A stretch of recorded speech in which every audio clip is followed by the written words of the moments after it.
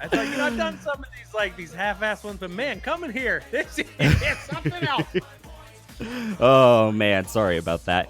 Welcome on in, everybody. No, Welcome to the Next to Nothing podcast. I am your host, Renditions, for tonight. Shockingly enough, how you guys doing? I hope you're incredible. Again, I know, shocker. It's almost like we've never done this before. Crazy. So, hold on, just because Is it still just breaking again? Am I No. just bad at everything? we're good. No, we're good. We're on the channel. everything's I great. just want to point out real quick because I'm gonna take the file from my channel. Uh-huh. I just want to point out for those who are listening on Spotify, we have not once had this happen, but Ren accidentally put it out to his channel instead of mine. I'm So big this smart. is in fact this is in fact the second opening that we've had, which is fantastic. You know what? A better way to start our 1 year special. Oh man. 1 year of practice pays Yep. off. Yeah, it's really hitting it off home here today. But anyways, guys, welcome on in. Welcome. How you guys doing? I hope you're incredible. Danny, how are you doing today, bud? Dude, I'm doing pretty all right. Me and you talked about like there's like some things that are just like kind of piled on me, Mm-hmm. but I just remembered that this is a 1 year of a fantastic podcast that this is its second iteration. This is 1 year, the full iteration with a great partner, Ren. Oh, please. And we've had dozens and dozens and dozens of great guests like ShaunZom, who welcome by the way, and Mr. Green Elite and Ned on Air and Reed Actually and Josh Lorimer, all these like fantastic people who came and made this show just absolutely fantastic. So I'm happy. I'm feeling good. Great. Hell yeah, dude. That's what I like to hear. And we also have, as Danny just pointed out, we also have ShaunZom over joining us today. How you doing, dude? Hope you're doing incredible. I'm doing great. Congratulations on 1 year. This is a big moment. This is a momentous occasion, and we should all be celebrating. Yeah. Thank you so much, dude. So anyways, guys, we're going to be doing something a little bit different today. As you noticed, that I am actually the podcast host for today. And we're going to be covering over like a lot of different subjects that we normally don't cover a lot at all, realistically. This is more going to be a content creator focused stream. This is going to be a content creator focused podcast. And we're going to kind of be talking about like things that might be able to help out newer streamers, newer YouTubers. People are thinking about joining into that realm and seeing like what they can do in it.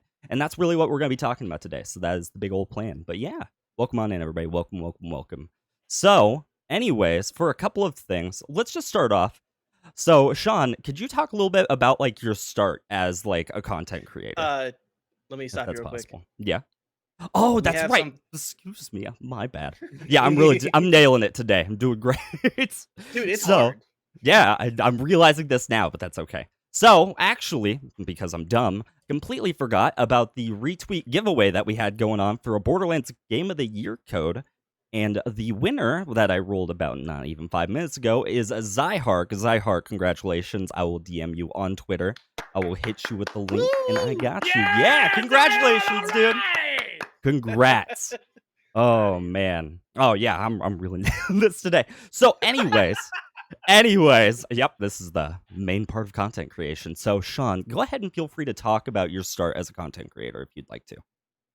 Yeah, sure. So about a little over 2 years ago, I was still a hardworking man and doing music in my free time. I was in a band for 14 years, still technically in that band, I guess. Mhm. But in my free time, I was recording covers or little songs, little ditties. I made a bunch of it for those of you who were around in the 90s. I did a lot of metal covers of 90s commercials. And I would put them to the actual commercials, put them on YouTube. So I had a ShaunZom music channel where you can still find all that stuff. And so I started off just kind of doing videos on that. After realizing that I couldn't really edit together my own music, I ended up connecting with a friend of mine who was pretty decent at doing that stuff. So he would throw Mhm. together videos for me, put that up on YouTube. And that was fine. Just doing music stuff here and there every few weeks. I would put up another video, but it wasn't, I didn't have a schedule or anything. Then from there, I finally bought a gaming PC, and so I was just randomly like, I created a Twitch channel, and I don't remember. I forget what it was called. I forget what the initial name of it was, but I started just streaming out like when I was bored to zero viewers, of course. Like I Mhm. wasn't streaming to anyone. And I remember Resident Evil 7 7 came out. And so this is when I was like kind of just starting to date my girlfriend. And one night I was like, "Hey, do you want to hang out and play this scary game with me and have a couple daddy pops?" She's like, "Oh, hell yeah." So I streamed it. And then what I would do is I would edit together all the moments where she freaked out. So like it's great having it playing scary games, which I hate. Like I Mhm. usually react crazy, but like knowing that she was more scared, like made it a lot easier. But anyway, I would cut together all these videos and then or all these clips, put them all together, and then I put it on YouTube. And I was just putting it on my music channel. So that didn't really seem to be like the right place for gaming videos. Mhm. So I just decided on a whim, you know what? I'm going to make a ShaunZom gaming channel just so I can upload these videos. And literally, it was for no one else but my friends. Like, I was just going to send them links, like, hey, check out, hey, look, me and D-Lo played this game. It's real funny. Like, watch it get scared. And then I started getting into VR. So Mhm. I recorded a couple of VR games, like again, scary games, whatever. Literally just to show a few of my friends. Like it wasn't like I was gonna, I had no insight to, oh, the world's gonna see this. It was like, hey, Mhm. like five buddies, like check out this video that I made of this game that I'm playing in VR. It's pretty cool, whatever. So I did that for like a couple weeks, had no insight to how YouTube works really at all. Mhm. And then I ended up getting laid off from my job. Like the company just wasn't doing well. And so a whole ton of us got laid off all at the same time. So I didn't know what I was Mhm. going to do with myself. I knew I was going to, eventually get another job, but I wasn't really too nervous about it. And so literally the day after I got laid off, the creators of Rick and Morty and Job Simulator put out a Rick and Morty virtual reality VR game. So Yeah. I literally woke up that day, bought the game, and was like, "Oh, like I'll record the entire game while I play it." So I recorded the entire game right away, exported it, literally like no editing, just like nothing. I don't even think there's an intro to that very first video. I'm pretty sure it was just like, boom, here's the game, and just put it out. And I was like probably one of the first three people to get that game out there. And as Mhm. we all know, like Rick and Morty is wildly Right. popular. Yeah. Mhm. And so like all of a sudden I'm seeing all these people are watching my video and I'm getting all these subs to my channel. And so it's just like, whoa, they really like this game. Sure like this game a lot. Like, okay. Well, like let's see if maybe they like some other things. So I Mhm. start recording other VR games and then people would always comment on my other games like, "Hey, did you ever try this in the Rick and Morty game?" So I'm like, Oh. "Oh, okay. Well, that's a video. Like, that's a Mhm. video. I'll do that. Sure." So I just started making all these videos out of the Rick and Morty game, as well as trying out some other VR games. Mhm. And it was still blowing up. I mean, it was insane. Like, I still to this day have screenshots of where, YouTube will give you a 48-hour, how many views you've gotten in 48 hours. And I Mhm. have a screenshot of when I had 500,000 views in 2 days and was like, Wow. this is crazy. Like, oh my God. Like I never ever even in a million years thought about doing content creation at all, like other Mhm. than music stuff. But Right. maybe there's something here. So again, jobless, still, like doing interviews and stuff like that. But I had all this free time. So it's like Right. I was just recording games day in, day out, like just putting out videos. I was putting out 3 videos a day. Like I just went ham on it because I was like, okay, like there's eyes on me right now. So like, and I don't want to lose that if I, like I got to do something with it. And so, like, I mean, if you go to my channel, you will see my most popular videos, all Rick and Mhm. Morty. Yeah. Like, the highest view counts are all Rick and Morty. Like, and there's a ton of them. Mhm. So on top of that, I was playing a lot of other games, indie games, like anything I could get my hands on just to create, just create content and such. So I was doing that for a while, and I decided one day, like, you know what? I'm gonna try this like YouTube live stream thing, and of Mhm. course I'll play Rick and Morty because everybody's asking me to do all these things in the comments. Like, Right. I'll just do a live stream. Mhm. Very first live stream I ever did. I had 500 and something people watching me. Chat's going Jesus. insane. Subs are all popping in. And I literally did a 45-minute stream. And that after that was over, I remember just like being like, oh my God, how do people do this for 8 hours? How do they Mhm. stream for so long? Like that's crazy. But I just kept seeing like people still showing up, like more subs, more comments, everything. And just going like, okay, like maybe I should just keep doing this. Like I'll just keep Mhm. at it. So I just kept making content and gradually started streaming. And that back then I was like Fortnite had literally just started. Right. So for my first year as a content creator, I was putting out 2 or 3 videos a day. Mhm. And then I started streaming, and that got into streaming 5 days a week. So I'm Jesus. streaming Monday through Friday. So I was like putting out videos all day and then streaming all night. Mhm. And I did that for a long time. And then I started making friends that were streamers on Twitch. Yeah. And I started to realize I'm in the wrong place. Like this is not the best place for gaming, like for Mhm. game streaming. Like I remember every once in a while, like I mean, once in a great while, all of a sudden my view count would like pop up in a stream, and then people would be like, "Oh, like Psycho Jennifer raid," and I'm like, "What?" Like, but there's no. It's not. It basically it's like they finish their stream and then they Mhm. paste the link in their chat and go, "Hey, everyone, go here." Yeah. Like, that's that connection. I don't know Yeah. who this person was. They just found me and then sent their viewership there. And then, of Mhm. course, you meet a few more people. But as I started kind of looking into Twitch a little more, I started realizing, like, man, like, there's so much more community based stuff there. And not Mhm. just amongst your own community of the people who watch you, but the community of other streamers and stuff that does Right. not exist whatsoever on YouTube. There's no way to connect. And Mhm. also the fact that even as somebody who had as many subs as I did and as many as I was getting, the big boys at the top are just they're dominating. Like Right. there's no way no one's going to see your channel like because you're playing Fortnite, to 30 people when the top guys, like the top 15 people are the Mhm. best of the best. They're Right. your main people. So I just thought, okay, you know what? Maybe I should maybe I should transition over to Twitch. And Mhm. gradually I did. And I actually just recently, just a month ago, passed my 1 year as affiliate on Twitch. And I mean, like, Congratulations, dude. thank you. And I would never like turn back either. Like I don't regret any Mhm. of it. Like the YouTube thing built me up to create a community there. And Mhm. the people who were gonna stick with me stuck with me and came with me over to Twitch. Right. And I Mhm. still make videos on YouTube regularly, but I found that streaming and on Twitch and keeping the community not just my own, but having these other friends that are streamers turned to be like way more gratifying Mhm. overall. It didn't just feel like okay, like I have my community. These are the people that I connect with, and the only way people are going to find me is if I have some funny thumbnail that Right. somehow gets through a million other thumbnails that everybody Mhm. sees and then comes to check me out. But sitting there at the bottom of the barrel viewer count wise is not going to get me anywhere. Right. Whereas with Twitch, it depends. You can be bottom of the barrel viewer count, but if it Mhm. depends on what game you're playing, because Yeah. you can play a game that's less popular and make it to the first or second row, then your chances of somebody brand new finding you are a lot higher. Mhm. So Mhm. yeah, so altogether it's been about 2 years. I stopped doing when I started doing Twitch more like more solidly. I Mhm. stopped doing like as many videos on YouTube. I took a couple months off of making videos on YouTube just so I could focus on having 2 days a week off from anything I had to do. Mhm. Because Mhm. it's pretty much like my schedule right now is Monday is stream night, Mhm. Tuesday night is record stuff, Right. Wednesday is stream night, Thursday night is edit, thumbnail, SEO, everything, Mhm. and Friday is another stream night, and then try to take the weekends off to go like Yeah. have a life, and have a social life. Yeah.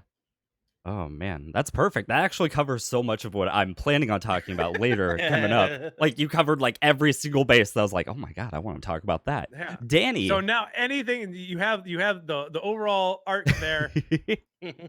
Come up with your questions and whatnot. But yeah. Oh man, Danny, if you'd like, you can go ahead and give your story as well as how you started streaming. Yeah, so I got my start in entertainment Hmm. in college. I kind of fell into doing a radio show. Some friends invited me on. I went on their show and I really enjoyed it. So the next semester I signed up. My first my first entertainment role was a bluegrass and news show called the Bluegrass Bulletin with Burke and Bryant. I'll let you guys Hmm. know. I'll let you guys figure out which one I was. From there, I also had a 2 hour punk show. Um, and then I started managing the media, marketing, and eventually became the general manager. And at the end of my college career, I was a producer for sports broadcasting and doing all sorts of other promotions and production work for my current employer. That Hmm. included doing video editing and photos and all sorts of other stuff for them. And so towards the end of my college career, I found that I'm gonna have a lot of free time. Hmm. I don't exactly have a full time job. I need, there's one other thing I really need to do to get my degree, and I needed, I was floundering around trying to get that and working some other odd jobs. And so Hmm. to fill my free time, I started Twitch. Um, I've known for a while that I've always wanted to do podcasts. Hmm. I work a lot of cleaning jobs, and so podcasts were an easy way to keep me entertained. Um, but at the time, I just didn't have anything really to do my podcast about. Nor did I have the drive to single-handedly produce a podcast at the quality that I wanted to produce a podcast Hmm. and other stuff. So I just started streaming. I had a decent enough PC to do it. I had one game, being Dirty Bomb, that I really, really, really loved. Rest in peace, Dirty Bomb. I know there's creators who are still, playing that game, but I just can't bring myself to do it anymore. And I got a couple lucky breaks, meeting some people such as now Lady Gray Phoenix, Proc, who was the first co-host of the podcast with me. After he had some things, I found Ren, and then yeah, I play some other games like Dead by Daylight and whatever else. So my trajectory was kind of wobbly, Hmm. getting into all this here. Um, yeah, that's kind of it on my story. Okay, right on. Yeah. Okay, so for me personally, I know this is kind of a weird tangent from what most of our podcasts are like. This is much more of like a life story Mhm. session right now. But for me personally, so I didn't actually really have any real interest in streaming initially. I kind of just wanted to do it as something fun to like do with friends, just like hang out, play like a game, and then have my friends can watch it. Seems like a fun time. I was actually running off a laptop, not anything special, nothing crazy, nothing like that, and I kind of just started playing games that way, and I started playing a lot of League of Legends during Mhm. this time, and I hate the game now, don't get me wrong, but during the time, I had a bit of a problem. I could not stop playing that game. So I just kept on playing the game. I was having a blast playing it, just playing with like my friends, my girlfriend at the time, just having a wonderful adventure through it, and I was just having like a blast. At a certain point, I just decided I kind of want to try to make something more of this, and I'm curious if I can see like if I can do something with this. I'm curious if I can like push myself to the next level to some degree, just to like try to make something with a little bit better quality, see what I can do. So I initially started when I consider myself actually streaming, whereas before it's just like I'm playing games for friends to watch. Um, I started playing Spec Ops: The Line, and I don't know if you guys know what Spec Ops: The Line is, but Mhm. it's a single player story game. Not exactly the best for streaming, especially during the age when I played it when literally nobody was watching it. Dead game, completely dead. But I was like, no, I'm gonna play it anyway. This is gonna be a fun time. Sure, somebody's gonna stop in, and there was nobody that showed up. I found out after the stream that my audio on my microphone was actually muted for half of the stream entirely. Oof. And I was just like, oh, you gotta be kidding me. This is just fantastic. So I don't know. I kind of started, I've always approached streaming with the mindset of like, where can I improve next? And then I just keep on going on that line. That's been my like story when it comes to it, is just maybe this time I won't mess up and just leave the microphone off. Or maybe I'll upgrade to uh, some new lights. We'll see what we can do. Things along those lines. I don't know. I started from that and then I just went back into League of Legends. And that's actually where I got a decent foundation. I started off going from 0 to I want to say about like 10 to 12 viewership average, and like having a small community that would love to play games with me. They were overall like pretty great. I didn't have any problems with it, but I could tell that I was really not enjoying the game so much, and I felt like I was mhm. playing the game just just because they were there and they wanted me to play it. That was realistically it. So I ended up deciding, in the grand scheme of things, I want to become a variety streamer. And if anybody knows, I'm sure you too, Sean, from the transition of one specific thing to just being like, I'm gonna go broad, it turns a lot of people off, but it also can like really attract some people. It's just like, thank God I didn't want to watch this game anymore anyways. It didn't seem like you were really enjoying it. So I started branching off into variety streaming. I've played all sorts of games. I jumped into horror. Went from really hating horror games to now loving them, into now I'm playing Borderlands a ton. I've been playing for upwards of like a month, and I've been having a blast Mm. with it. That's realistically my experience with it. One of the big reasons why I pushed for it, and I know this could probably like discourage some people. But one of the big things is that I didn't have a job at the time during like the starting period. So I ended up streaming for a lot longer than I'd ever recommend anybody to do, where I was doing 2 5-hour streams a day, constantly 5 days a week, which, Hmm. spoiler alert, don't do that. It's a horrible idea. Never do that. But I wanted to do something with it. And my dog, I also found out, ended up having heartworm disease like during that period as well. Fortunately, I could pay it off. But I was like, I'm looking for a job. I need to find like I need to try to make this into something. I need to put my best effort to try to like make this into something fantastic. That was like one of my big driving goals. So that was personally for me like how I really started pushing into it. Now I'm totally fine. It's not anywhere near the way it was, but I still have that need to continue the drive of just improving and improving. That's like one of the biggest things for me that keeps me going in it. Yeah. But yeah, so that's basically my story on the front. One of the big questions I was actually going to ask, which you kind of covered a little bit, is Sean, editing, the editing process. So as a streamer or as somebody that's maybe new to like content creation overall, editing sounds easy. It sounds pretty simple. It's quite literally, oh, you just cut and paste things, yada yada yada, throw in some booms, fine. It's not that hard. Hmm. But A like lot of the air actual horns. yeah, exactly. But like the process of it is so much more tedious and you find yourself really wanting to like nitpick a lot, at least for me personally. Like whenever I try to put an effect, it just wasn't good enough. I'd love to know your experience with editing in terms of that regard. And you kind of talked about like how you're simplifying your editing a bit into more of like your content initially rather than editing as a whole. But Yeah. Sure. I mean, like, so there's actually like there's different ways of looking at how you want to edit. Like, there's a big mhm, difference, I'd say, between starting from scratch. Like, so let's say from a YouTube point of view, if you are just making videos for YouTube, mhm, like if you want to make a full game playthrough, like I'm gonna play a right. game from start to finish, and I'm gonna post all of that. The editing for that is a lot simpler Mhm. than say I'm gonna play a game for 8 hours and get you a 10-minute video out of it. That Yeah. like and put all the best parts together and you're only gonna see the best thing. Because then you're playing a game for 8 hours and then you're Mhm. probably spending probably 32 hours watching that and editing it together if you Right. were to do that. So that's Yeah. never been something that like I've been interested in at all. Mhm.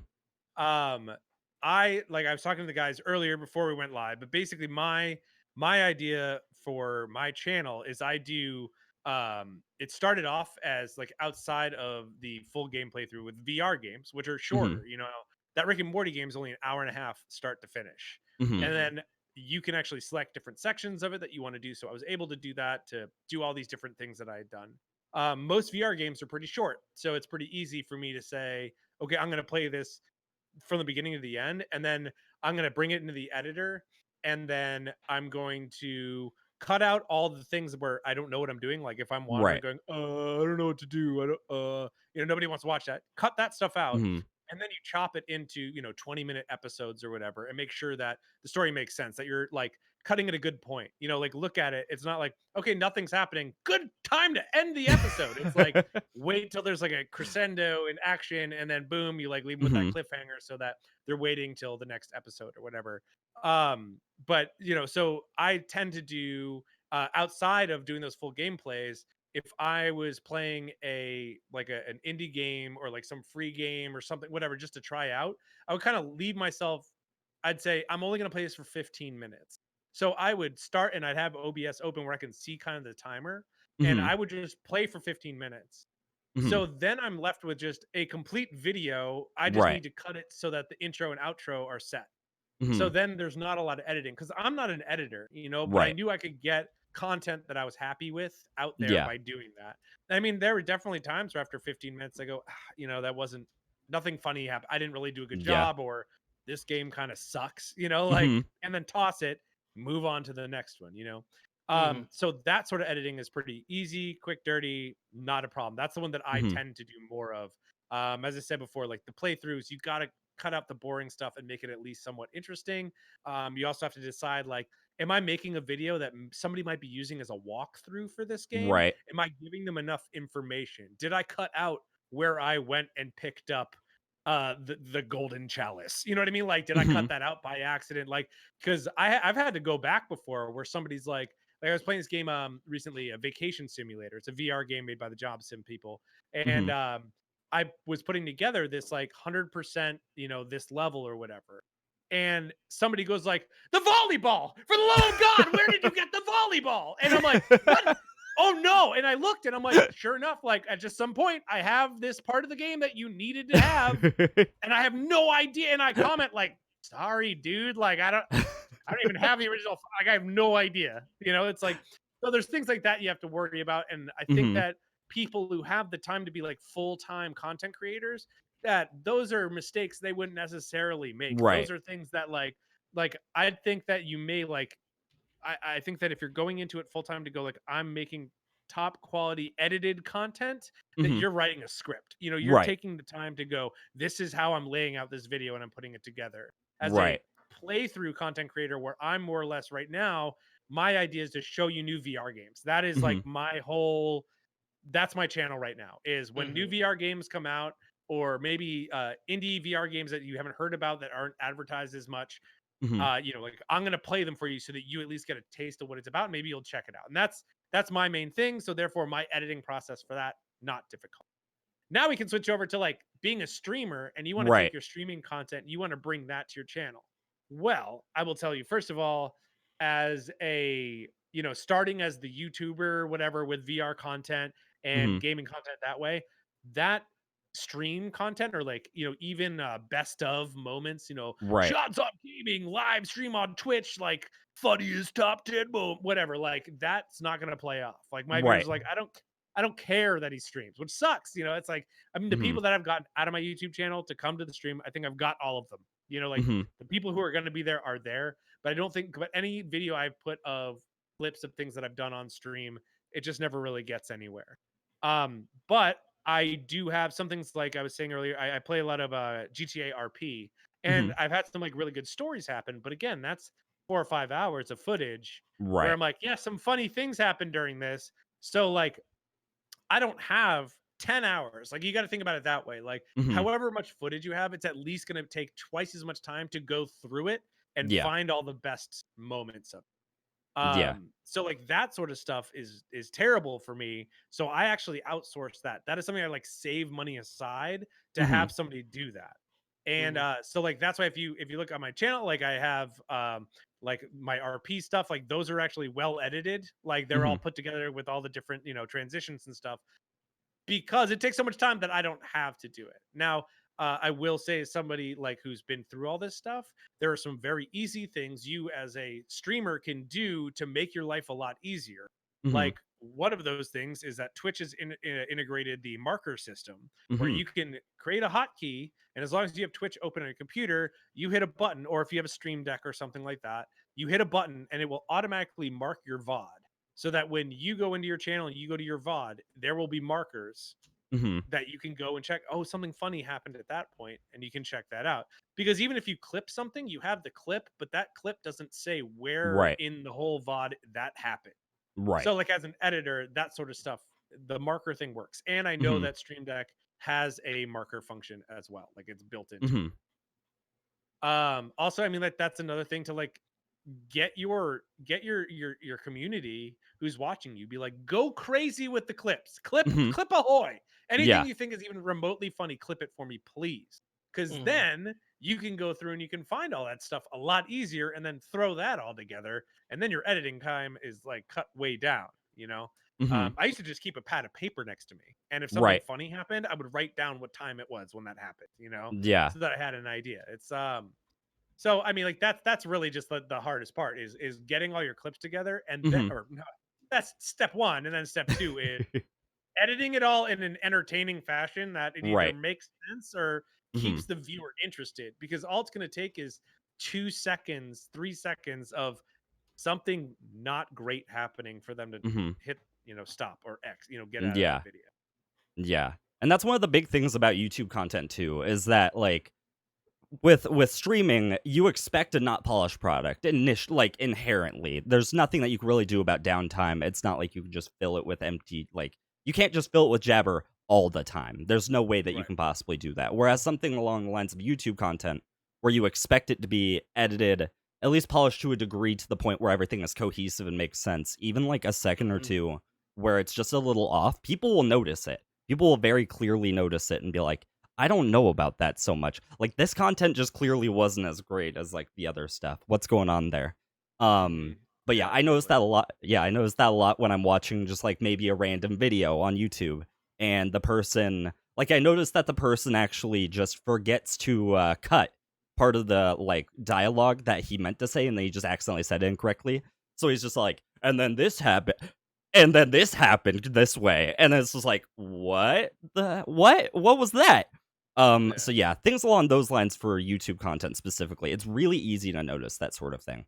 Whereas in terms Another of like, yeah, feel free, No, go right ahead. sorry. I was just gonna say, like, another thing that you see a lot on YouTube Hmm. is, and a lot of people say, like, "Oh, it's like YouTube editing," which is, and I had an editor on my music channel. I gotta find this video, but I basically talked for 25 minutes Hmm. trying to get the same thing out. Like I was just talking, and I kept screwing up, and then starting over, and I just did it a million times, and then he gives it back to me, and it's like he's taken all these sentences and clipped them together, and I'm like, oh God, like, but this is what the kids do these days. Like, Yeah. like instead of me, like, okay, I'm gonna come up with the idea of what I'm gonna say in my head, and then I'm Hmm. just gonna try and say it articulated well for I'm Right. gonna do it over and over until I feel like I got it. And I'm like, yep, that last one, that was a good one. Right. And then, but the younger minds are like, no, we're gonna take the best sentences from all your takes and cut them together into this weird Yeah. like, and it's crazy, but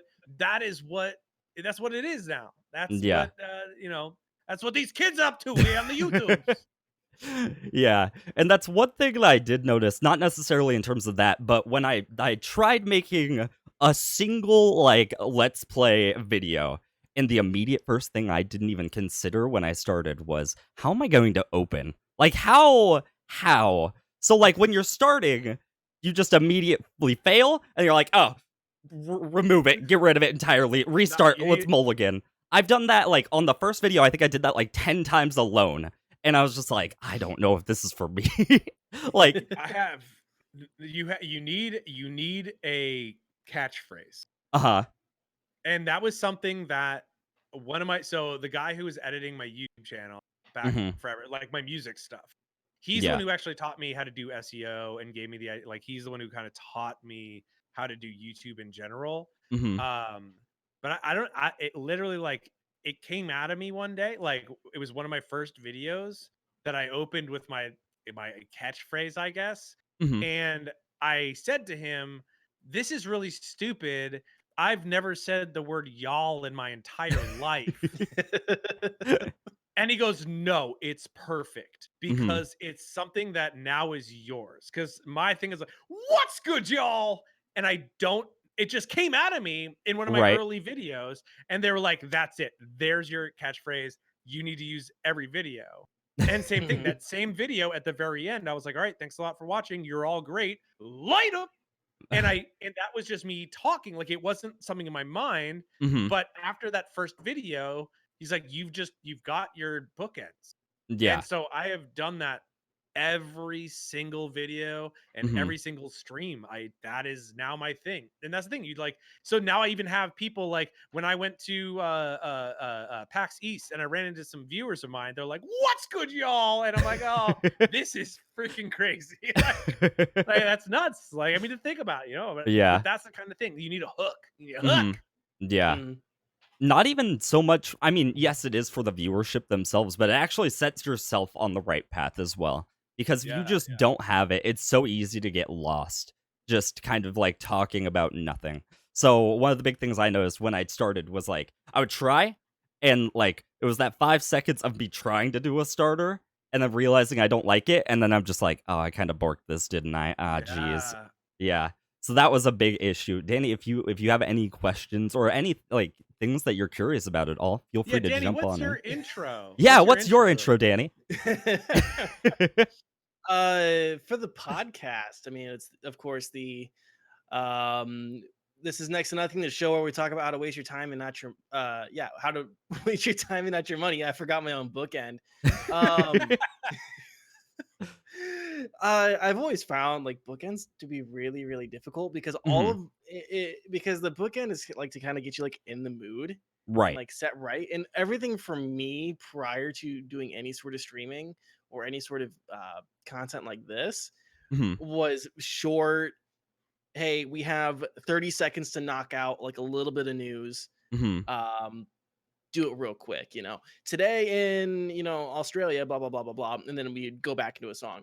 Um, so it's like really weird to go from really short form content. If you think about like a radio broadcast Hmm. being like mini content, where I was emulating everything I had heard in radio up until, that point to think about how to do it, how to like have a continuous stream of consciousness without Uh-huh. borking it all up is really, really difficult. And I think that's like technical stuff aside, Hmm. having some sort of stream of consciousness Hmm. is and be cohesive and coherent is really, really, really hard. How do you guys deal with that? Do you guys like take notes on stuff you want to do for stream or whatever, or talk about on stream or? I've just always been a talker. Like I mean, like it's so funny. Like I mean, I've just been. I mean, look, like I'm not trying to be self-deprecating. I fully get it, but Hmm. I don't shut up. Like I talk a lot. So like that's never been a problem for me to just Hmm. talk. But that's definitely been something that like I didn't really think about that much until I tried to get my girlfriend to make a video. So I was like, okay, like there's this VR game and it's about having a kitten. Okay, like this is right up your alley. Hmm. I want I want you to play this and I want to see I'm going to record you. I want to see like what you can do or whatever. Mhm. And or even have like I've had her play a horror game on stream and I'll go downstairs like we turn all the lights off, she plays up here, I run downstairs and I watch her on the TV on stream and I realize like the difference between a streamer and then my girlfriend who's she's this is Hmm. not what she does at all. And Right. so like she'll be like, "Oh god," and then just dead silence, and then same thing with this other game. I watch her play, and like she or like I check out the video or whatever, and I realized that like I didn't see it till after, but when she was done, I came up, I was like, "Hey, so how was it?" She's like, I didn't think about it till right now, but I definitely wasn't saying a lot. And I was like, Hmm. "Oh, yeah, it's all about like, you want to like just have that stream of consciousness as you were saying, Danny. Like you just say everything you're thinking." She goes, Right. "Yeah, and I definitely, like all the boxes that were showing up with text, I didn't read those out loud." And I was like, "Okay, like I should have explained these are all basic things I should have Hmm. explained before hitting Right. record, you know what I mean?" Yes, D'Lo is a saint. That's right. She's the best. But she I mean like but for me it's really just talk, talk, talk, talk, talk, get the next thing, Hmm. no dead air. Like that's, I mean, when Yeah. it comes Mhm. to streaming, that's even when I first started doing content playing games, I didn't even watch a lot of like gamers on YouTube. Like Right. still don't necessarily like maybe some games I'll check out, but like Hmm.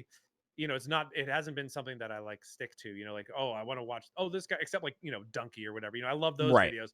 But watching let's play videos, Hmm. like it wasn't something that I was used to. I just knew that okay, well, if people are watching me play the game and I'm doing a playthrough, my style is not I'm dead silent while you watch this game. I mean, there's plenty of videos out there of people just no face cam, just playing through a game. Hmm. But, I'm trying to bring my personality into it. So the idea is always stream of consciousness. Right. Just don't shut up.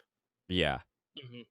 Yeah, and for me personally, that was actually a really hard thing for me to learn. It was not something that I'm good at all off of stream. I'm actually a very introverted person off of stream. I tend not to talk to a whole lot of people. I'm very quiet.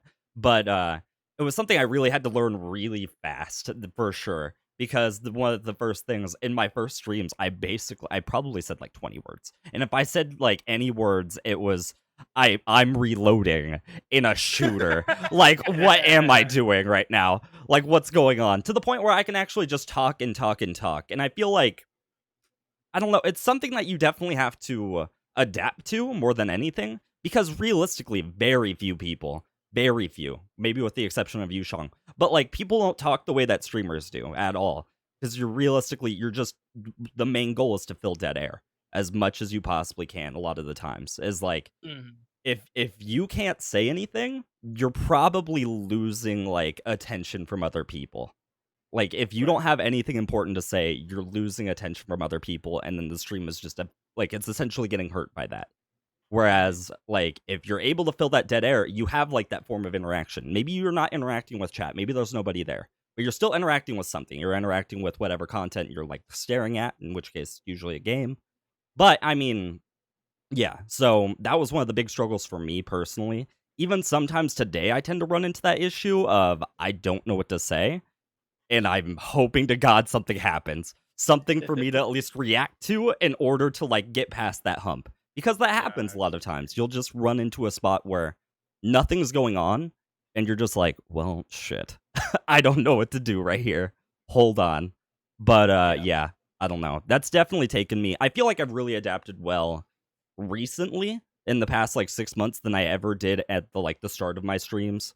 For like approximately like the first year, I felt like my content was really lacking in that regard, where it's like I don't have anything of value to talk about at all, really.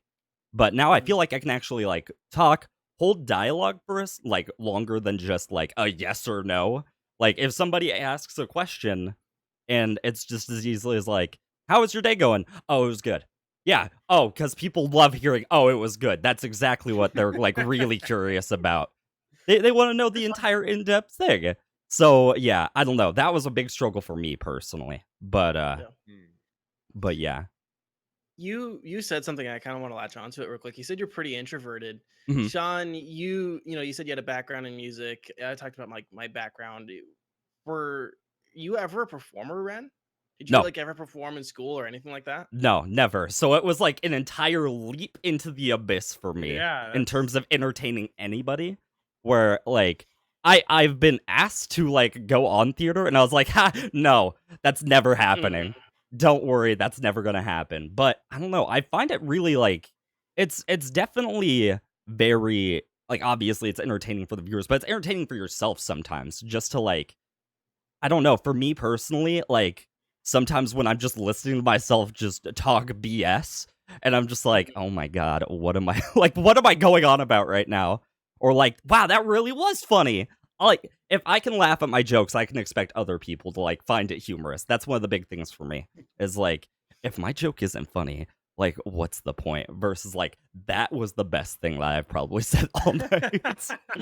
But yeah, I don't know. It's always really surprising for me when I actually feel like I'm in the zone because sometimes like I don't have that experience at all when it comes to any sort of entertainment whatsoever. I was normally the kind of person that just like tried to shy away from entertainment, like being the class clown or anything like that, and just minded my own business. So trying to step out of that light, sometimes it's just really like opening for me more than anything. Of like I get to show my enjoyment over a certain thing. So, for example, this talking about content creation is always a big thing for me. I always really enjoy talking about it, and half the time I can't shut up about it for like extended periods of time. But like when it comes to other things, like for example, my work, I tend not to talk a whole lot about my work because it's work. I don't find it interesting. I don't think it's that like fantastic of a topic to discuss at all. But I could talk about games for hours. I could talk about this for hours. I don't really have an issue with that. But yeah, I don't know. That tends to be my thing in that regard. But I mean, I'll be honest, dude. Like, I mhm. mean, in the beginning, I do remember before hitting that stream now button that I would Yeah. do the whole like, all Yeah. right, okay, we're doing this. All right, okay, yeah, like pump it up, like because I'd be really nervous about it. Mhm. And now it's just like, oh crap, I'm late. Okay, go, hey, like because it just takes time to get really used to it. And Yeah. one thing I did want to also throw in among, along with this conversation is like there's a lot of different types of streamers. So Mhm. you're either, I mean, now this word is not law. Okay, like I'm not right here, but I like Right. from my point of view, there are streamers that have personalities, and you are there to watch them as a person do whatever the hell they're gonna do. And Mhm. that is like kind of, so that is one type of streamer. They're up there playing, these are variety streamers. These are people who do Right. variety, and they'll like maybe sit and watch YouTube videos with their with their viewers, or et cetera, et cetera. But you're there to hang out with that person. There's a community and there's a friendship among everybody. That doesn't matter what they're playing or what they're doing. It's just kind of like you're there to watch the stream and hang out with everyone there. And that's like, those are my favorite streams to be a part of and like Right. go to. Then there's like your people who have garbage personalities, or just don't give a, they don't care about talking to their chat, or just have just godlike numbers that they can't Yeah. even interact with their chat, and they're just playing games that are really popular, and they're already big enough that it doesn't really matter. Like, they're big Yeah. enough, people are tuning to them because they're going to get the new AAA title before everybody else. They've Right. been following this person for so long, and that's fine. Then you have your people who don't have great personalities but are so good at video games. So good at video games. And you watch them to be like, this is awesome. Like, this guy just crushes. It's like, sure, he doesn't say a lot. Boy, his personality is like cardboard, but man, this guy or girl can Yeah. play. Right. Then you get your Dr. Disrespects, where you get that personality and the good gameplay, and you smash them together, and like that is a game that's a winning combination right there. You know what I mean? You Right. get those types of people where not only are you watching somebody who's really good, but they have this larger than life personality that you're just drawn in by, Yeah. So I mean, like, honestly, there was definitely a room, there was space here for shy people. You know Yeah. what I mean? Yeah. That's definitely the coolest thing. And like, the thing to note is, for the most part, almost every Twitch streamer starts as a Twitch viewer more than anything. It's Mhm. they're already in that community. They know exactly like how it, like, a 99% of the people that do watch Twitch, and it's just like common fact for the most part, are the shy people. They're the shy individuals. They're the gamers that like really enjoy games, and they enjoy watching people have fun with them. That's kind of the big thing about it. But yeah, I don't know. I definitely agree. There's definitely no real, like, there's no denial of entry into Twitch Right. when it comes into regards of that sort of thing. Even the people that like, I don't agree with their personality personally, like, I kind of think they're an asshole. Like, I respect it. I respect it, and I'm like, okay, well, people that enjoy that kind of thing, that's your out. You have that as an option, by all means. But Right. but yeah, I don't know. I definitely do agree with that for sure. I think this is I'm gonna call it a field. It's a field where like a lot of people think there is that barrier to entry, like people won't watch. There's definitely a chance for people to watch. There's always a chance. It might There even are just be so friends. many monsters on this Yeah. platform. There are so many monsters that are making tens of thousands of dollars a week Hmm. being monsters. And there's also like really good people who are also doing quite well. You know what I mean? But like, they're from all areas, like Hmm. this place caters to them. Now, should it cater to all of them? I don't know. But it's like, but there's, there is a place for everyone. Exactly. Right. Yeah, I have to completely agree with that. There was something else I wanted to talk about. So SEO, the SEO is Oh actually yeah. another thing. So for Twitch streamers, that's irrelevant. Like, in the grandest scheme of things, with the exception of tags, the tag system can be of value occasionally when it comes to maybe co-streams or playing with viewers. Playing with viewers tends to be a really popular tag that people check. But for the most part, Mhm. it's not that important. The importance of an SEO system is choosing your game in the directory in the grand scheme of things. Where Yeah. if you're playing a game, maybe for example Darkest Dungeon has a really solid like fan base that doesn't really leave. It almost always averages between 200 to 400 viewers, and there's very few streamers that actually stream it. That would be an example of like a SEO target in terms of like gaming, like if I was even going to consider one. But yeah, for streamers, SEO doesn't, like, the term SEO doesn't really hold any meaning for the most part. Right. So I'd love to like go into your experiences with SEO and like the transition over into a field where it's a lot more like you gotta pick a game where, like, you gotta pick a game that people watch. It's not just like, oh, I can play the game that hasn't like seen the light of day in 7 millennia. Right. So So like along with deciding that I was going to be a variety streamer, I Hmm. also told myself I'm just going to play what I want to play. I'm Right. not going to get to that point of like what you said with League of Legends. Like Hmm. I didn't like you got sick of it, but you Right. still played it because your viewers were there to watch it. Yeah. That is how I was with the Rick and Morty thing, man. Like Hmm. I mean, like I dug a hole, buried that game, and then dug it back up and dug a little deeper and stuffed it back. Like Right. I got so there's literally nothing left for me to do with that game. So like I was done with it. So when I was doing Twitch or when I started streaming, I was like, look, like I know y'all are asked like every stream, dude. When I started YouTube, every stream, people would be like, hey, can you do this in Rick and Morty? I'm like, I'm playing what I'm playing, I'm playing Friday the 13th. How is this? Anyway, Right. but I told myself I was just gonna play games that I wanted to play. Hmm. Now that doesn't mean that out of the games that I have that I'm interested in playing, that doesn't mean that I don't take a look Right. at numbers and stuff. So like I actually found that the one game that I got a lot of followers from that I wasn't sure was Oxygen Not Included.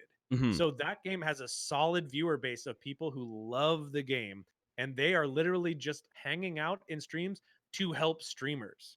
Hmm. So and it's a great game, by the way. Anybody who streams or not streamed, it's an awesome game. It's super, super fun. Huge learning curve. But Hmm. as a streamer, it was something that I realized really quickly. Well, even with a lower channel average that I have, I could Right. still get in there and get top row and be one Right. of the top 4 people in there. And if you're there, as those top guys drop off, you keep Hmm. moving up. So like, you can so that's a good thing to consider. If you're being variety game, if you are a variety streamer, Hmm. take a look at what games, maybe some older games that you're interested in playing, and check out where you're going to sit when you start streaming it. Now, Hmm. I don't suggest necessarily, especially as small streamers, like like smaller viewership streamers. I don't like the term small streamer. Okay, we're all big streamers, baby. But I mean, like smaller in viewership. Right. Like as I said, play what you want to play. Don't worry about your Right. viewership. I know I'm circling back, but when you were talking about when you first started and you weren't sure, like I literally started streaming to 0 people, and I Hmm. would still practice talking like I was Right. talking to people. You know what Mhm. I mean? Yeah. Like I would literally like no matter what, and still now, even to like the amount of viewers I have now, it's still act like you are talking to an amphitheater of people. Right. Like get everybody hyped up. Anyway, all right, back to the back. I told you I talk a lot. Cut me off at any time. Jesus. Oh no, it's perfect. But yeah.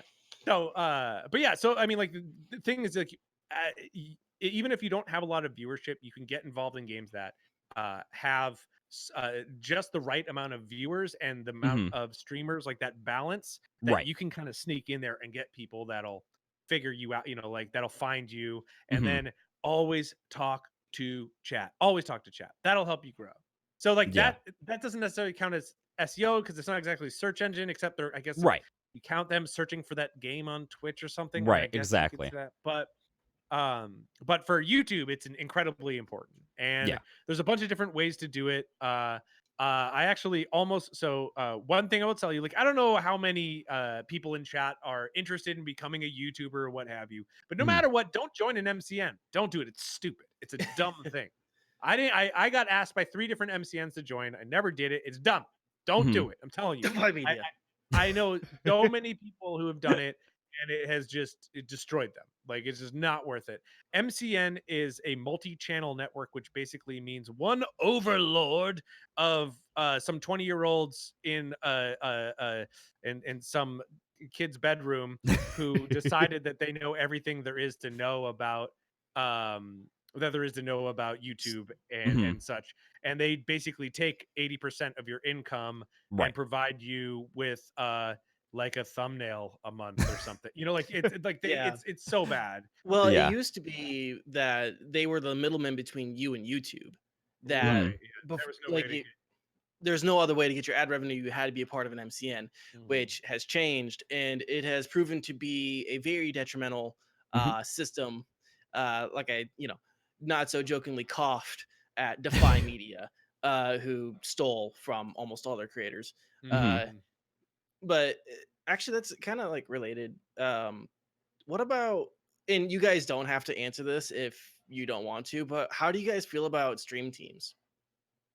I am opinionated on stream teams. So I feel Opinionated. a little bit, just a teeny bit. So one of the things is it's hard for me to represent a stream team if I try like I have to try out the products because most stream teams, if not all of them, have some sort of product for the most part. Like that's kind of one of the things of a stream team, with the exception of maybe like a stream team like Tatman Army, which is very revolved around like people that really enjoy Tim's content. Like that's pretty much basically it. That are also streamers. But I recently tried out, like, I was part of a stream team, and I recently tried out one of their products, and I could not get behind it at all. Like, I found it to be foundationally, like, not a good product whatsoever in the slightest. And, like, I can't represent that. I refuse. Like, if it's that bad of a product, like, if it's that bad of quality, and I'm representing that, what does that speak of me as a person? That was one of the big things that I saw about me personally on terms of that. There's different kinds of stream teams. Obviously, there's just like the communities of like friends that are just like, hey, let's start up a stream team. Let's be a community together, and that's totally fine. I respect that entirely. When it comes to the like bigger stream teams, I would be very cautious, like unbelievably cautious. Think about your value as a person, as a creator, and if they just like instantly accept you, I'd be definitely like a little bit worrisome about that personally. That was one of the things that I walked into, and even when they offered me a sponsorship program, that particular stream team. I'm trying not to go into names because I don't want to be that guy, but they offered me a sponsorship program, and I checked it, and the requirements were shockingly low, and I was just thinking to myself, this can't be right. What's the gimmick here that keeps me like stuck in this loop? Like, there's no way that this is just like as easy as oh, I get the goodies and nothing really bad happens. There's no way. That's just not how life works. But yeah, I don't know. That's kind of just my opinions on stream teams. I would say be careful, really more than anything. If it's just like a group of friends, and like if you made friends through streaming, and you're like, let's start up a stream team, by all means, that's awesome.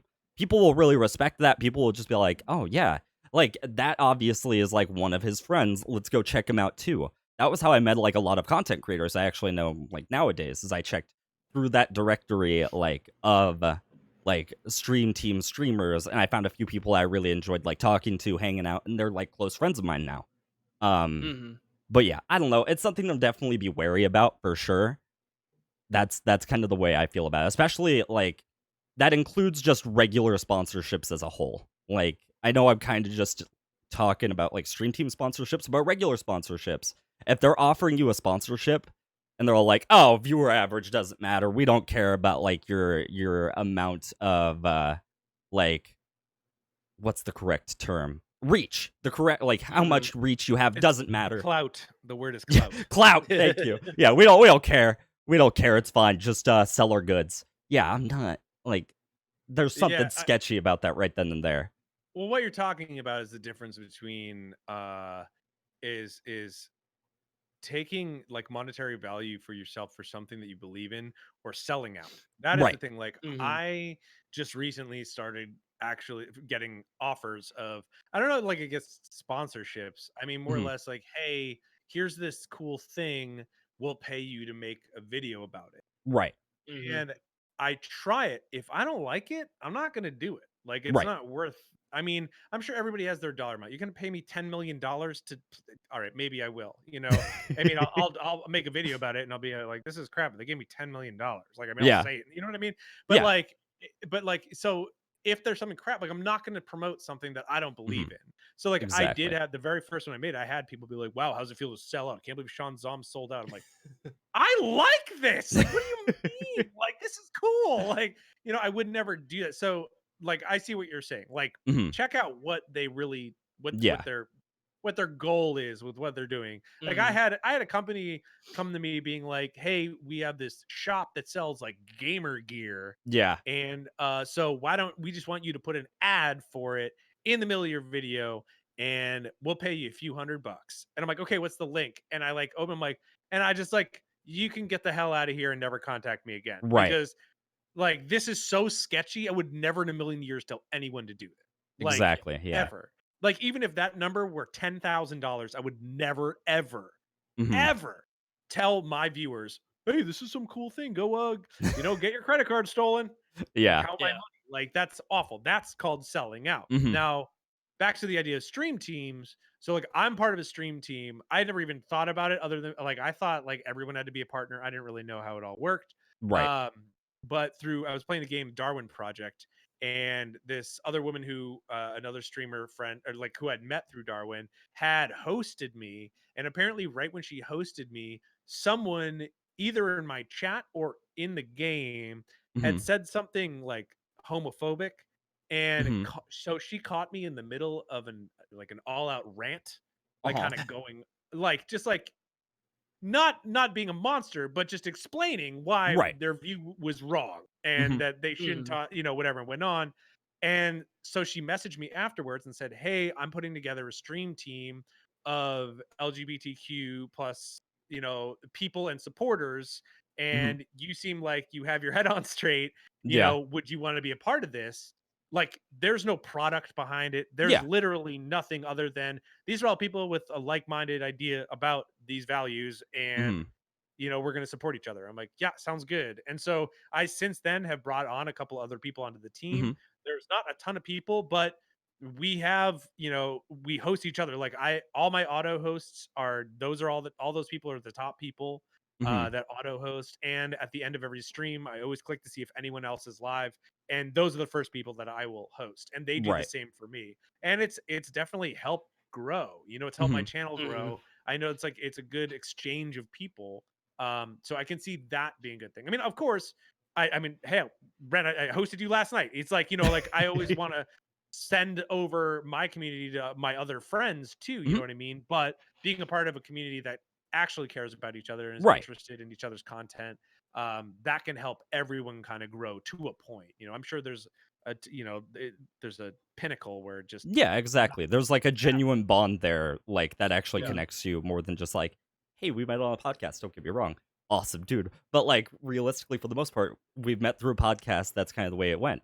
But like, right, I can totally see your like view on that, 100%. And I feel the same way. Like, I tend to raid my closest friends because I genuinely care about their content. I genuinely care about them as a person, and like I'd want to see them succeed. That's kind of the biggest thing there. I think one of the big things is just like the sheer authenticity of a person. Like there's a pretty fine line that some people tend to teeter on occasionally of like being authentic versus being like, oh, I'm big time streamer boy. Like, you know what I mean? Like sometimes that Mhm. line gets teetered at times, and I tend to see it a lot. But yeah, I don't know. I always like, if you're an authentic person, I immediately like gravitate to you significantly more. Like if you're willing to even call out that thing that's like, I don't know about that thing. And like a lot of people are like, "What do you mean? That's amazing." And I'm like, "Okay. I mean, look, you don't like it. You don't like it. Cool. Awesome. At least you're not just going to follow the bandwagon and be like, "Oh, that's so cool. Look at that." Because yeah, I yeah, I load that at times. But but yeah. Anyway, back to SEO. So, yeah, yeah, yeah. right, I don't right. personally like know much about it in terms of like YouTube content, and I would love to like know more about that side of things. I'm sure Danny would as well. I know he was like Yes. super interested into it, but yeah, like if you could, I would love to hear more about SEO. Yeah, sure. So again, I think we already went over search engine Yeah. optimization. Hmm. Used on so basically what happens is things like Google. I mean, mostly Google. Google's the only thing we care about. Let's be Right. honest. So Google crawls the internet with its Hmm. eyeballs, and it looks at these tags that represent what a page is about. So when you search for super awesome video games, it will find every website out there that has tags or things related to super cool video games. So Hmm. when it comes to YouTube, YouTube is basically its own like microcosm of the internet, and it Right. has the same deal where videos have these tags that when you search on YouTube or Google for that matter, because they are Hmm. connected, that your video is going to come up. And so that also adds to where your video is in a queue. Like if you search on YouTube for something, like, is yours going to be in the top 10 videos? Is it going to Right. be just pages in? That all depends. Same Hmm. idea if you're building a website, you're making your own blog or something like that. If you don't have good SEO, even if you search your first name blog on YouTube or on Google, that doesn't Hmm. mean your site's going to be on the front page. And so the idea is to get the best SEO possible that it will show up up at the top, So Right. the idea with YouTube is you need to keep your SEO stuff 100% about what your video truly is, so that when people Right. are searching for stuff, they're keywords that Mhm. are connected to your video. But there's also some little tricks like like something that is still related to your video, but not exactly. Or Mhm. maybe even another YouTuber that people possibly search for. I don't do the other YouTuber name thing, but I see a Right. lot of people do that where Mhm. they'll add in Markiplier or Right. PewDiePie or whatever, just so that if people are searching for it, that your video is either going to be on top, or maybe you're watching a PewDiePie video and in the related videos yours would come up. Mhm. So I mean, the overall idea, like, there's really not that much magic behind Right. it. I don't I don't think anyone has all the answers. Mhm. I used to. So one of the MCNs that wanted to hire, or to take me on, I said I didn't want to, and so they were like, "Well, we also have a paid monthly thing, which we will Mhm. allow you to use basically the same services, and we'll give you a month of it for free." I'm like, "All right, let me try the free month so I could see what it was." Mhm. And all the things they had were just, it was so not helpful to me, because it was Right. like, here's a little here are some ideas on how to make your video better. And it was like, make a good thumbnail. Like, make your title Yeah. interesting. Like, it was just, and then one of the things they had was an SEO tag generator. Mhm. And at first I thought that was great. I'm like, this is worth the money alone. But Mhm. then you can find the same exact thing Yeah. online. So like, this is stupid. So like, I still use those tag generators. Whatever Mhm. game it is, I'll type in that game, I'll grab all those tags, paste Right. them in, and then I will edit them after I paste them. Yeah. Also, if it's a game that somebody has already done and has a million views on, I will open Mhm. up their video, and there's a plugin for Chrome that I use called vidIQ. That's actually what I've VIDIQ. been using. I was actually going to ask you about that, but yeah. And that is, and like, don't pay for the pro version, like all Mhm. the stuff, TubeBuddy, all that stuff, they're all the same. Don't pay any money for that stuff. VidIQ, just get the free version, and you can go to other people's videos and it will show you Mhm. all their tags, and you can just snag the Right. tags and then edit them so that it matches up with you. Like, use your name in there instead of theirs when it's like, like ShaunZom Insurgency Sandstorm, like, Mhm. and put that stuff. Like, so basically the way that I do it is my first two tags are always ShaunZomGaming.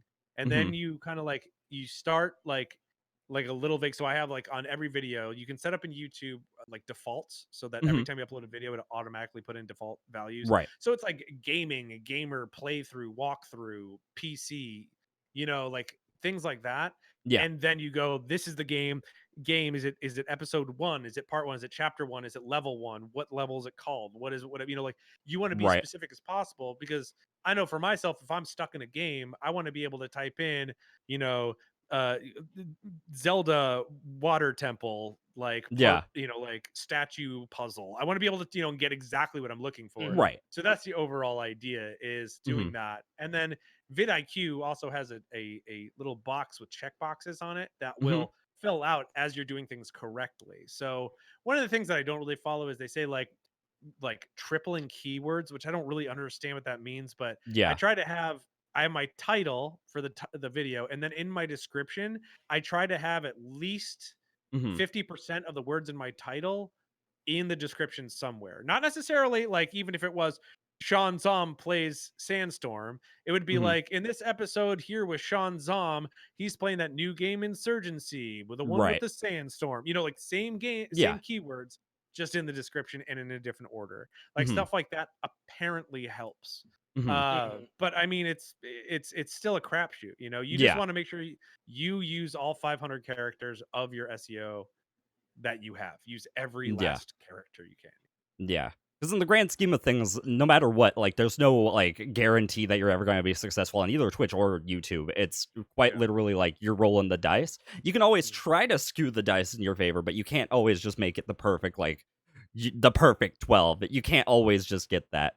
But Yeah. but yeah, I completely agree. I do actually have vidIQ, and there was a lot of cool things that I noticed when I was starting, because I found myself actually looking at, like, tags when I just watch a random video now, even though I tend not to, like, really do any YouTube anything. at this point. Yeah. But I'm always really curious, and I'm just like, why'd they throw Markiplier in this random Minecraft YouTube? Wait, what? What's going on there?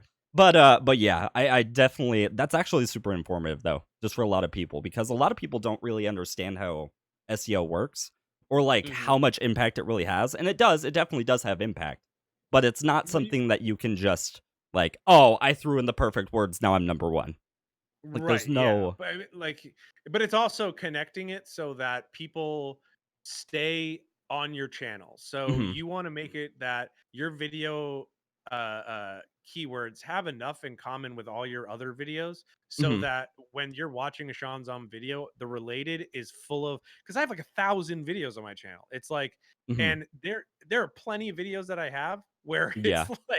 it's like you're watching one of my videos and the related is like PewDiePie and Markiplier. I'm like, what? You think they need more? Like, Jesus Christ, come on. Yeah. So it's like, I mean, it's I don't know. And I mean, also you got to understand that those guys, Markiplier, Right. PewDiePie, Jacksepticeye, those guys are so high up at Mhm. this point that YouTube pushes those videos too. Right. So now that they're the 1%, like they're literally like the top of the top and making YouTube so much money that YouTube now just puts that percentage in there that like no matter what they do is gonna end up at the top. It's gonna end up recommended. It's gonna be on the homepage. That's why you see like all the news channels, the Jimmy Fallon stuff, all like those clips are always, no matter what the Mhm. first time, if you go into an incognito window, you go to YouTube, you're gonna see the same stuff every single time because YouTube pushes it. It's a Mhm. conspiracy, I tell you. I'm just saying. But you gotta understand that like it's like starting out in any of this stuff, just as you said, Ren, like Mhm.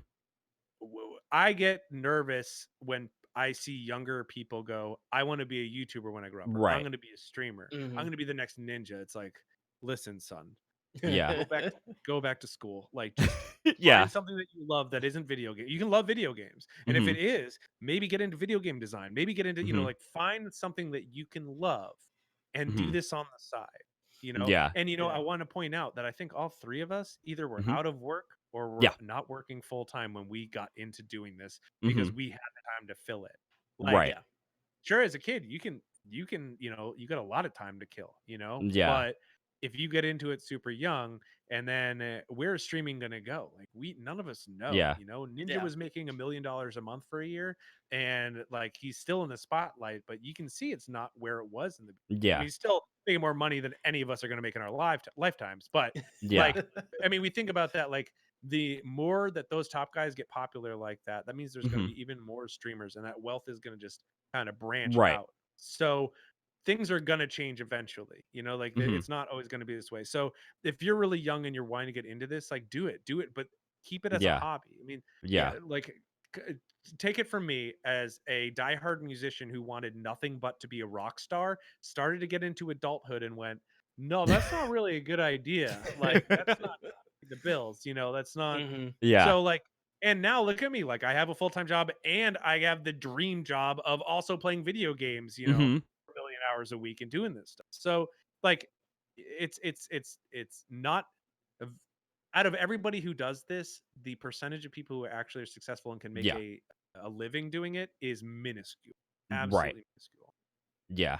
Yeah, I completely agree. And the fact the big thing there is that you said it was your dream job. The key word there is job. Like, even like, I am almost guaranteeing 99% of kids that are like, I want to become a YouTuber, I want to become a streamer. They're going to have no idea how to use like any of the software whatsoever to like do it. Right. And they're Yeah. probably not going to look it up. They're probably not going to try to like actually figure it out. And it's just going to die out right then and there. I'm of the opinion that like, if you want to try it, by all means try it, and if you're willing to put in the effort, put in the effort. But I don't expect to just magically become like top tier streamer like 72 over here. Like, that's just not gonna happen. But Yeah, I mean, like we were just talking, like all of us started talking to no one, okay, yeah. for long periods of time, because that's what it was. I mean, it's just like you start out, maybe you can get a couple of friends to watch you and like watch you play a game that maybe they're interested in, but it's just like don't go into it thinking you're going to be the next ninja, Yeah. because no one's going to be ninja. Like ninja, I Yeah. mean, I guess Tifu. I Yeah. don't know. An anomaly to say the Yeah. least. Yeah. I Oh mean, you man. can. In that being said, I mean, it's you're don't get discouraged by like Mhm. numbers, but just recognize that some Mhm. things are going to just be hobbies that pay for Mhm. themselves, right? Like Yeah. Mhm. you being a musician, maybe you play enough gigs to buy yourself a new pedal, No, God, or no. Nope, never did it. I mean, like 14 years in a band, man. Like we would barely break even for gas to get there. Mhm. yeah. But hey, Okay. best stories of my life. Okay, best times of my life. Don't get me wrong. Just saying. um, and sometimes I will say, sometimes you get somebody who is very, very, very, very kind. This Mhm. is a shout out to my boy Steve, aka Darkside, who, when I wasn't working, because I said something stupid like for every $1 I will do 10 of some sort of exercise, decided he wanted to give me $712. Oh He's my God. that's still the that's why my bits are all time, Mhm. because that man literally gave me more Jesus. money than my part-time job that entire summer. I Oh made more my money God. off of just Some say because. he's still exercising to this day. Oh, it Oh, it took man. forever. It took me 2 months when I was doing like 4 to 5 hour streams every night almost, Oh my God. to because I'd do it like during breaks. So I'm like, okay, where's my fucking dumbbells? All right, 1, 2, 3. Oh, man. So and you will get lucky. Mhm. You will have those pits, and you will have Yeah. you'll have your valleys and you'll have your hills. Mhm. Mhm. And it's important to like, I've been in like that mindset lately where I've been like in a little bit of a plateau, like a Mhm. lower plateau. I'm like, I not a lot of growth, and I'm kind of Mhm. struggling pushing through some of these things. I have some like rebranding that I want to do, but I can't seem to find the energy. I'm like looking at podcast numbers, and I'm like, what can I do to up the Mhm. podcast numbers? Me and Ren were talking about a little bit. I'm like, some of the things that like I've been doing, I'm not seeing the proper results from. You're Mhm. going to hit that, and consistency and persevering through Mhm. those valleys and those plateaus Yeah. are what are going to get you to like a point of success. Mhm. And it's like, and that gets like really difficult. I think a lot of people don't realize. And then like also the technical things. Mhm. Sean, how now a lot of my education was with video editing, Oh. and I'm still not good at it.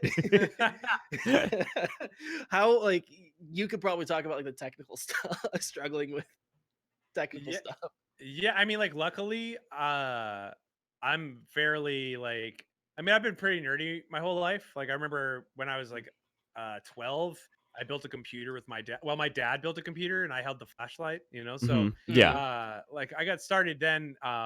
So I've always been into computers and stuff, but once I built my first gaming PC, I kind of winged it. It was like Mhm. I was watching YouTube videos like crazy, and then I found one with like more or less what I was buying, and I literally had a TV. I had my TV on with the YouTube video, and I was literally going step by step while I was building the PC. And so like getting that up and getting the stream going, my one PC stream, and I had an external monitor. I had an extra monitor that was Mhm. like a super old 720p tiny monitor that I had to the side so that I could at least have like chat on a different screen and stuff. Mhm. And Mm-hmm. so like I started off with that, and then just over time of like researching and talking to other streamers and stuff, I knew I eventually wanted to do the dual PC setup. Right. Uh so like just chatted with like a bunch of people. I read a lot of articles and literally ended up following you ever the streamer Munition. Yeah. She has a Mm. diagram online of exactly how her dual PC setup is, and Mhm. mine is more or less like that. It's not the exact same thing, but that was kind of how I started setting stuff up. So getting all the audio to work correctly, like again, lots of audio. I've Mhm. recorded my band's first album like all myself. Like I record myself all the time. Like I know how to do interfaces. I know how to Mm. bounce audio and do EQ and do all that stuff. So like that part of it wasn't really hard, but put me in Adobe Premiere and I'm like, drop, paste. Like, I mean, like I see other people doing it and I'm like, what? Like, I'm just Yeah. like right clicking and going through the menu to like cut things instead of like hotkeying. You know what I mean? Mhm. Um, so that's the trouble, man. That's the trouble.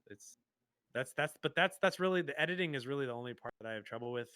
Mhm. So I'm a web developer by trade. That's my full-time job. That's my career. And so I do a lot of Photoshop, just editing images like very Right. basically. And honestly, thanks to memes, I've gotten a lot better with Photoshop just Mhm. from like friends showing me how to like cut out heads and like, Mhm. do things like that. Like that's been really helpful in my YouTube career because like there's a lot of cutting out stuff from games and making Mhm. things pop and stuff like that. And then you kind of learn pretty basic stuff that you'll realize everybody follows, like all the big YouTubers follow, but just takes a lot of practice, which is like the rule of thirds. Like you want to just have, Mhm. 3 sections to your thumbnail and things need to pop, so you keep like maybe your own face in the bottom left and then you have the name of the game in big letters in the top right. And then Mhm. somewhere in the center you have something maybe in the background and maybe use some Gaussian blur on that back, like Right. there's a lot of like different things you can try, but it's all still follows the same rule.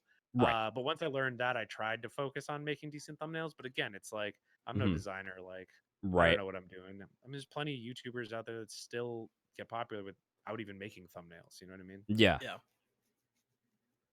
But yeah, I don't know. For me personally, like for my starting experience is just trying to learn and understand like what I could do best. So I already said it before, but I started on a laptop.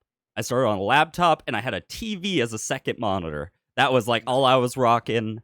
And like this is no great laptop. This isn't like top of the like spec line kind of things.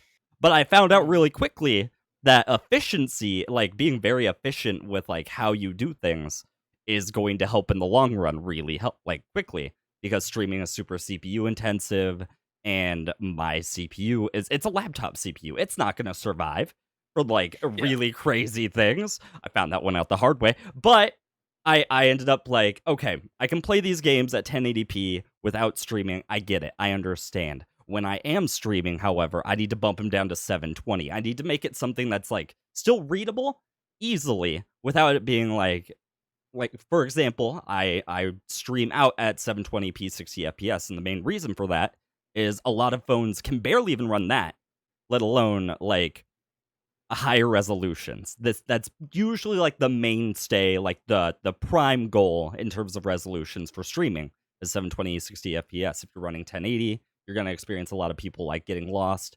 And transcoding for Twitch streamers isn't a thing that's out for everybody. It's Well, only now out.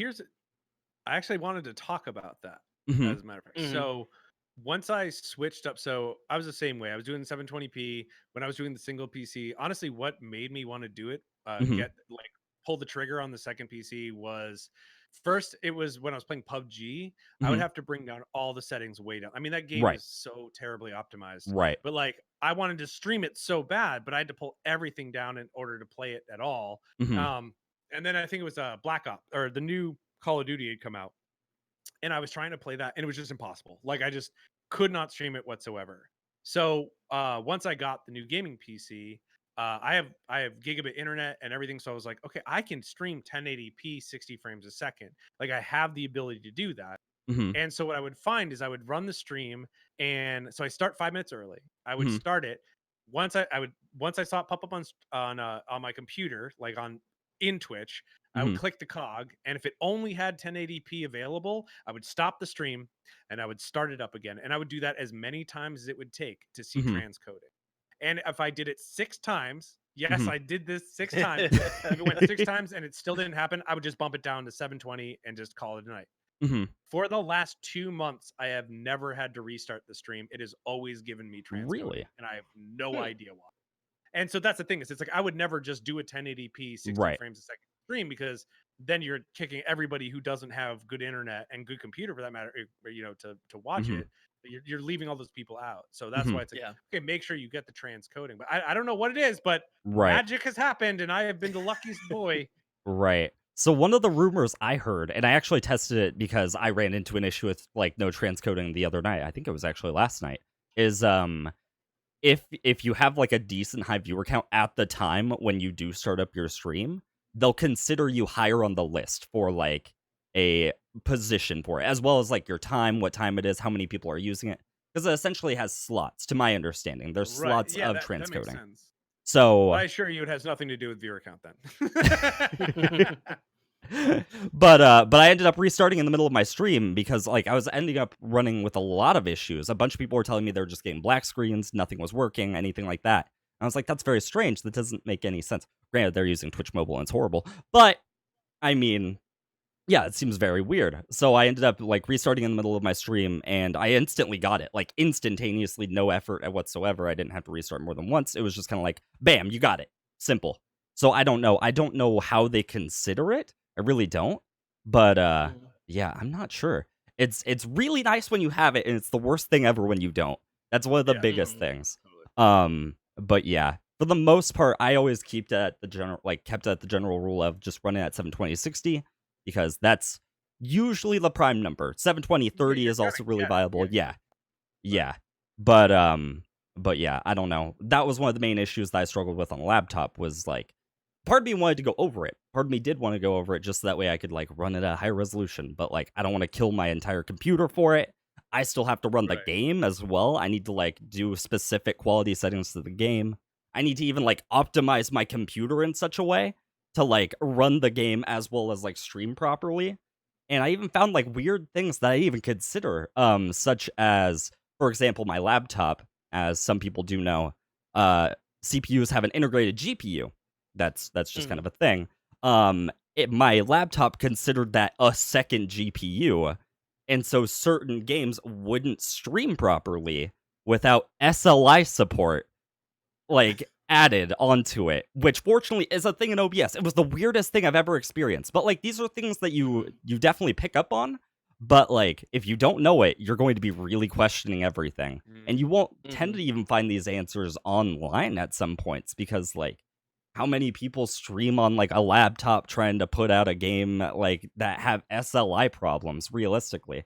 Very rare. Right. Super rare. So I don't know. That was definitely one thing that I ended up finding was just being efficient in like troubleshooting as fast as possible. Even to the Yeah. time nowadays where I actually have like a notepad on my computer at all times. Where like if I run into an issue on stream, I'm just like 1 second and I immediately like make a note and then I just move on and just like act like it never happened. And like sometimes Mhm. I'll just have like maybe one note. Sometimes it's like going really awkward and I have like five. But that's like my immediate focus the next day is just remove these kinks as fast as possible. Mhm. But yeah. We're starting to get like a little bit later on into the stream. I'm noticing that right now.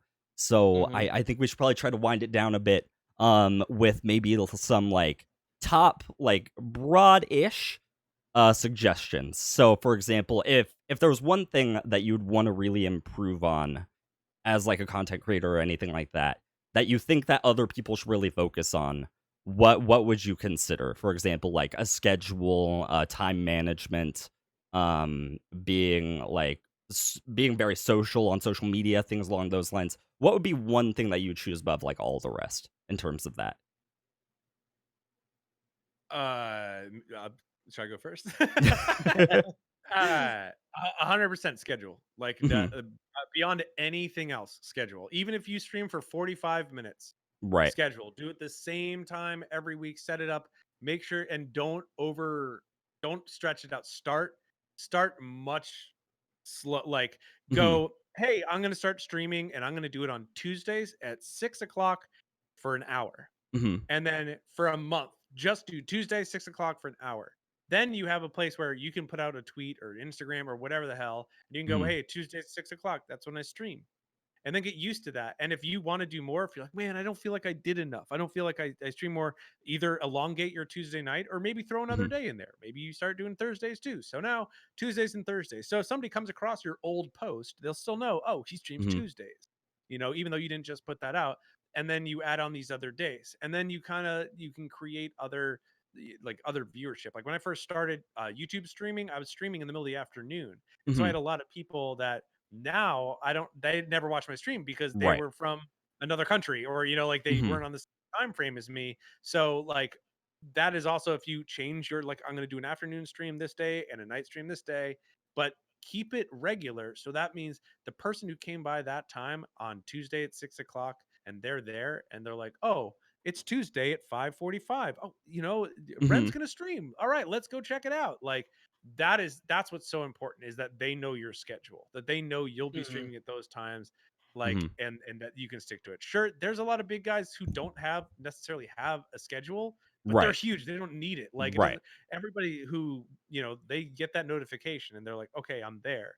The Hmm. fact of the matter is, a lot of people don't keep all those notifications on, or if it Right. pops, you want your people to be able to find you, whether it's a YouTube video or it's a Twitch. Make sure your Hmm. schedule is somewhere out there where people can find it and stick to your schedule. And you know what? People don't hate on you if you just all of a sudden have to miss a day. You Right. just let Yeah. your people know. But I'd say more than anything, schedule, Hmm. schedule, schedule. You'll get better with time. Hmm. Yeah. It's not a grind that people say. Don't listen to that Yeah. grind stuff. It's a bad word to say. Like, Yeah.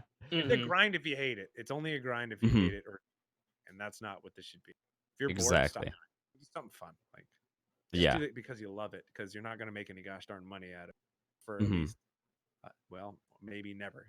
Hashtag Hmm. grinding.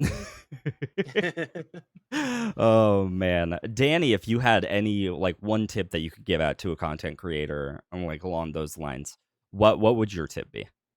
Consistency. Hmm. Similar to schedule, right? If Hmm. people aren't going to find you if you aren't consistent. Right. If you're putting out YouTube videos, come up with a schedule. If you're coming out, if you're putting out podcast, come up with a schedule of some sort. Work ahead and make sure that you can get that consistency. If you're going to commit to one piece of content a week, Hmm. commit to that one piece of content.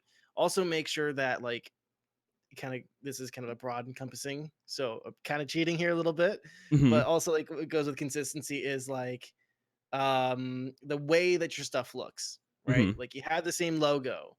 um Branding. yeah, your branding, Hmm. make sure your branding is consistent, make sure that the name on your Twitter is the same name on your YouTube channel, all that stuff. Consistency, that's my big Hmm. thing. Yeah. For me, I would have to say the biggest one is time management. Like developing time management skills for me has been definitely the hardest thing, but it's definitely been the most rewarding thing by far.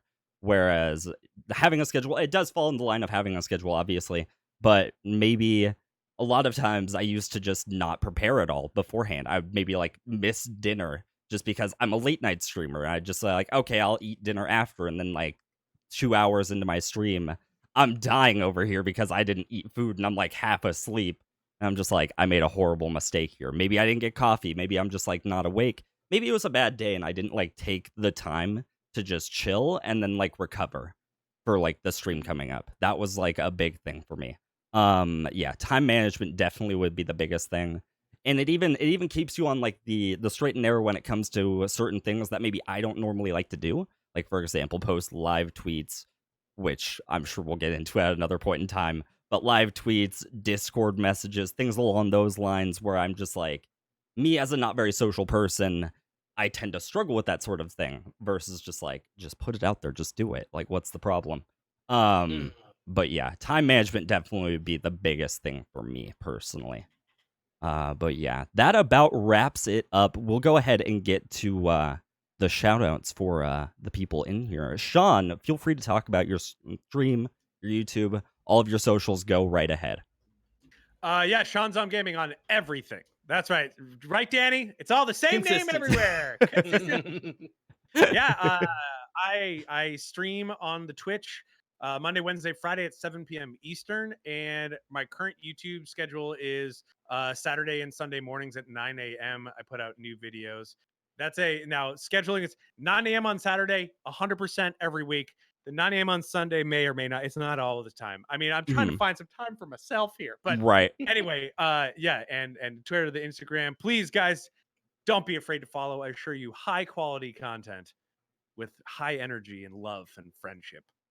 And thank you guys so much for having me on here again. You guys are awesome to talk to. I had a really good time. Yeah. Yeah. Thanks. Thank you so much for hanging out. Thank you for being awesome. I appreciate it. Seriously. Thank you. Thank you. Danny, feel free to talk about all of your stuff coming up. Go for it. Shout outs galore. I'm uh ready. Yeah, coming up on my channel, probably a lot of Insurgency Sandstorm, which we'll talk about here in a minute. Hmm. I don't really have much. I know I've been reached out to by somebody who wants me to help them. They just got a PC and they can start kind of upgrading their stream. So they asked me to help them with some overlays. I have some stuff that I want to do. I kind of made my own little character logo thing that I want to change and kind of build my branding around. Hmm. Um, Other than that, not much else. Do you want me to do the whole like where to find the podcast stuff, or do you want to do that? Sure, by all means, go right ahead. So you guys can find the podcast on Spotify, Apple Podcasts, Stitcher, Swoot, all sorts of places that where podcasts are found. You can also find us on YouTube. So if you're from Sean's YouTube stuff, you guys can go find us at the Next to Nothing. The podcast is what we're called on YouTube, and you'll see our beautiful faces there. Go subscribe there. That's really about it. Just help share the podcast with your friends. If you guys got a lot of value out of this, tell a friend. We appreciate it. Tell your friends. Absolutely. Oh man. And you guys can find me at twitch.tv/renditions. I'm gonna be playing a lot of Borderlands. I've been on the nonstop like run through of that game. I've been playing it for like over 2 weeks at this point. I'm absolutely loving it. We're trying to get to level 80. We're trying to hit max level, and then we're probably gonna start up a new character. But yeah, you can find me at twitch.tv/renditions with 2 Z's because I'm dumb and I can't spell my name because I'm big ol' smarts. And yeah, that about covers it for us today. I just wanted to say, guys, thank you so much for celebrating the 1 year anniversary with us. What? Well, do we want to announce what we're giving away this week? Oh yeah, by all means, feel free. So, my bad. No, it's all good. It's all good. This week we are giving away a copy of Insurgency Sandstorm. You guys have heard me talk about it. Sean, real quick, tell them why they should want to win this game. It's good. Yeah, that's good. And this is I did reach out to the devs. This is a free key on the devs. Oh wow. So I just want to do a big old shout out to New World Interactive, NWI. Thank you so much to those guys for being cool and giving us a key to give away. I absolutely love the game. Sean loves the game. I don't know if no, for real, the game slaps. I have not played it yet. I'm super hooked on it. It is crazy amounts of. So if you guys want to win a free copy of Insurgency Sandstorm, go to our Twitter tomorrow. It'll say, "Hey, our episode with ShaunZom is out on Spotify. Share or retweet this to be entered to win a chance." And you'll also be entered to win at the end of the month a big $70 package. Yes. Yeah. So Damn. yeah, if you wanna win a free copy of Insurgency Sandstorm, by all means, make sure you guys follow us on Twitter at NTNPod. Oh man, sounds perfect. You rock that. I can't even understand. But anyways, guys, thank you so much for joining us on the 1 year celebration. We really appreciate it. It means a lot to us. It's been a blast going through this, and for me personally, this was a fun, albeit slightly scuffed because I'm dumb, adventure through the content creation. But it was wonderful to hear all of your like insight and all of that into it. So thank you guys so much. Thank you, Sean. Thank you, Danny. I appreciate it, guys. But we're gonna be. For having me. Yeah, no, thank you for being here. We're going to go ahead and end the podcast right now, but I just wanted to say thank you guys for stopping on in. We'll be back next week with, I believe, Hamik. I believe that's correct. Let me double check. Okay, all right, seems good. Yeah. But we'll be back next week. That's at least a guarantee. So yeah, guys, Yes. Thank you so much for joining us. Thank you for being incredible. We appreciate you, and we will catch you next time. Have a great night, everybody. Bye, everybody. Toodles. So long. Farewell. Ladle.